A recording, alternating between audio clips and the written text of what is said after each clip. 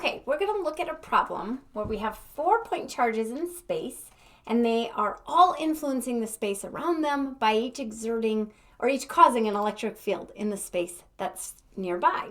And we want to know, what is the net electric field? What is the electric field at a point exactly at the center, so at point E, due to the presence of these 4 charges? Now, these 4 charges are outlined in a square. We have charge 1, 2, 3, and 4. The magnitudes of those charges are listed below. And each side of that square is 5 centimeters wide, so 0.05 meters. So you always want to remember to try to use our standard unit. Now, if I want to look at the net electric field at a point in space due to point charges, I can actually look at each of the influences of those point charges individually and then superimpose them on top of each other, doing my vector analysis to get the total electric field. So that's how we're going to tackle this problem. Now, we have to keep in mind a couple of things. First, we have to remember what the magnitude of the electric field is dependent on. The magnitude of the electric field is equal to K, our Coulomb's constant, times the charge producing that field, divided by the distance, which we use the radius, squared between the location of the charge and the point in space that we're interested in. That's the magnitude, the size, the amount. We also want to pay attention to the direction. So we have to remember that if the charge producing the electric field is positive, the electric field points outward radially. Oops. So away from the charge or away.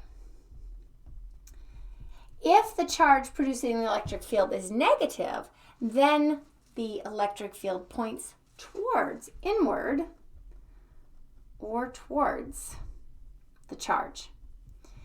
Now, what does that mean in space? Well, we have to know the orientation of where my charge is relative to the point that I'm interested in exploring the electric field to know spatially what it means to be away or towards. But we want to start with recognizing that positive charges, fields point away, negative charges, fields point towards. Okay, so we're going to look at each individual charge first and then superimpose them on top of each other. So let's start with charge number 1. So we can first remember that the electric field for charge number 1 is going to be KQ1 over the radius 1 squared. And that radius, remember, is the distance between the charge and the location that I'm interested in determining the electric field of. So what is that radius in our picture? Well, that's this distance here. That is R1, okay? The distance between our charge and our field. How do I get that distance? Well, we're going to use a little trigonometry. Because I have a square, I know that the distance between the charge along one side of the square is exactly half the distance between the 2 charges, and the distance between the charge and the other side of the square is half the distance between the charges. So this side is 0.025 meters. Remember, each side is 5 centimeters long, so half of that is 2.5 centimeters. And this distance is also 0.025 centimeters. So I have a right triangle where one length is 0.025 centimeters. The other length is 0.025 centimeters. And I want to know what this resultant distance is. So I can use Pythagorean's theorem, a squared plus b squared equals c squared, take the square root. Or I can recognize that these are the sides of identical sides, and the hypotenuse is whatever the side is times the square root of 2. Whatever geometry floats your boat, you use the one that makes sense for you.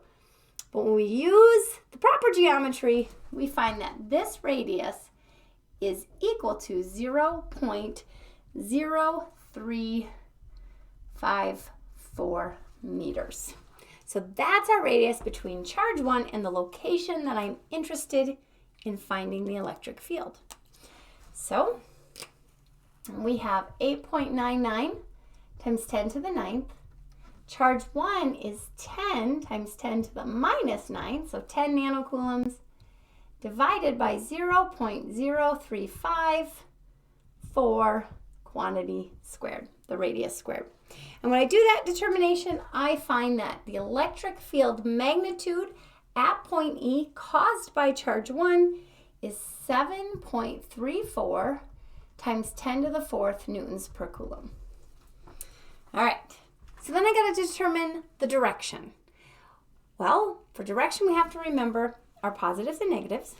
We recognize that this is a positive charge, so the electric field points outward from that charge, and outward at this point is down and to the right. So we're pointing down and to the right. So what is that angle that electric field makes pointing down and to the right? Well, that's the same angle as this angle, and with two sides of identical length, that angle is 45 degrees. But we're down and to the right, so if I use it relative to the positive x-axis, the angle for charge 1's electric field is negative 45 degrees. So down and to the right. All right. What about charge 2? We can determine the electric field strength for charge 2 by taking KQ2 over R2 squared. We get 8.99 times 10 to the 9th. Charge 2 is 20 times 10 to the negative 9th coulombs. And again, I'm just worried about magnitude. We'll take into account that sign. This is just the absolute value or the magnitude of that electric field. And because I'm dealing with a square and the charges are at the four corners of the square, the distance for any one charge to the center of the circle, the center of the square is the same. So I've already determined that radius of 0.0354 squared. When I plug that into my calculator, I get the magnitude of the electric field due to a 20 nanocoulomb charge is 14.7 times 10 to the 4th newtons per coulomb at that location. What about its angle? Well, this is a negative charge. A negative charge has the electric fields pointing inwards or towards, and so the electric field of that, I pointed at charge 3. I'm at charge 2. This is the negative charge. The electric field is towards, which means the electric field is going to point in the upward right direction. Again, based on our trigonometry, the angle of charge 2 is a positive 45 degrees. Okay, charge number 3. Same process. Coulomb's constant times Q3 over the radius of between that charge and our location of interest. We have 8.99 times 10 to the 9th. Charge 3 is magnitude of 20 times 10 to the negative 9th coulombs, all over that same distance of 0.0354 quantity squared. So the magnitude of my electric field, not worrying about the charge itself's direction, is going to be the same as it was for charge 2, since it's the same strength charge. And what is its direction? Well, we got to look at charge 3. Charge 3 is positive. Positive is away. And away relative to charge 3 is pointing in the upward left direction at an angle of 45 degrees relative to that side. And so that's a positive 135 degrees if we do the angle relative to the positive x-axis. So it's that full angle. Okay, one more, and I see I'm running out of room at the bottom. So charge number 4, the absolute value is KQ4 all over R4 squared. So that's 8.99 times 10 to the 9th times charge 4 is 10 times 10 to the negative 9th coulombs all over again, that same radius squared. And this is the same magnitude charge as charge 1, so the strength of that electric field is the same. And what angle is it at? Got to look at the direction, or sorry, the sign of the charge. The sign is negative. Negative is towards. We go look at what that means in our picture. Towards charge 4 is in the downward left direction. And the angle then, if I look at my 45 degrees from that positive x-axis, I get to 225 degrees. So I have all the magnitudes and angles for each one of my charges causing that electric field at the center. So what do I do with that information? Well, now I add it up vectorially. So I recognize that I have these 4 charges. They each have a horizontal and a vertical component for each one of them. I can't just add them up. I have to add the vectors. So charge number 1 has a magnitude of 7.34 times 10 to the 4th. And its horizontal component using an angle relative to the positive x-axis is the cosine of negative 45. Its vertical component, 7.34 times 10 to the 4th, times the sine of negative 45. So we use our vector addition. Charge number 2 is 14.7 times 10 to the 4th. Again, it's relative to the positive x-axis, so I use the cosine for my horizontal. And 14.7 times 10 to the 4th, not cosine, sine for the vertical component of that positive 45. Charge number 3, 14.7 is the magnitude, and it's at 135 degrees. And its vertical component is the sine of 135 degrees. And force number 4 is electric field number 4, 7.34 times 10 to the 4th times the cosine of 225, and 7.34 times 10 to the 4th times the sine of 225. So we're breaking it up, our vectors, adding them as components, the algebraic sum. And if you need a little bit more practice on breaking vectors up and putting them back together, you can check out the playlist of physics math. There's a lot of examples of adding vectors by components. Okay, so once I have them in their component form, I can simply add up those values.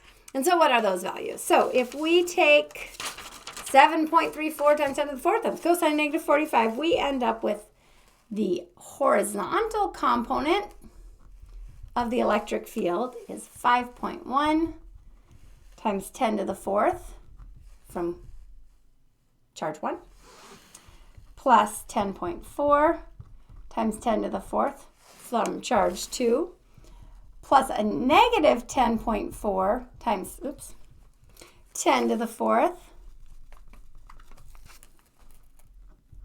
from charge 3 and plus a negative 5.19 times 10 to the 4th from charge 4. So that's just what these are in numerical form. And if I add all those up, the horizontal component is 0. So all of the horizontal contributions of each of those charges is met by an electric field in the opposite direction. It cancels it out. What about vertically? Well, the first charge produces a vertical component of minus 5.19 times 10 to the 4th. The second charge, 10.4 times 10 to the 4th, plus 10.4 times 10 to the 4th by charge 3 in positive direction, and plus a negative 5.19 times 10 to the 4th from charge 4. All right, when I sum all of those values up, I get the vertical component to be 10.4 times 10 to the 4th newtons per coulomb. So I have an electric field that has a vertical component, but not a horizontal component. And that vertical component is positive. So the magnitude of my electric field is 10.4 times 10 to the fourth newtons per coulomb. And my direction is straight up, positive y direction, positive vertical direction, or an angle of 90 degrees. So this is the magnitude and direction of the electric field produced by these 4-point charges in this space at the direct center of that square. All right, so looking at each of these electric fields independently, finding both their magnitude, not worrying about yet the sign of the charge, then looking at the sign to determine the direction. Once we have both magnitudes and directions for each charge, we add them up vectorially, put it back together to get the net electric field due to them all together. Good job.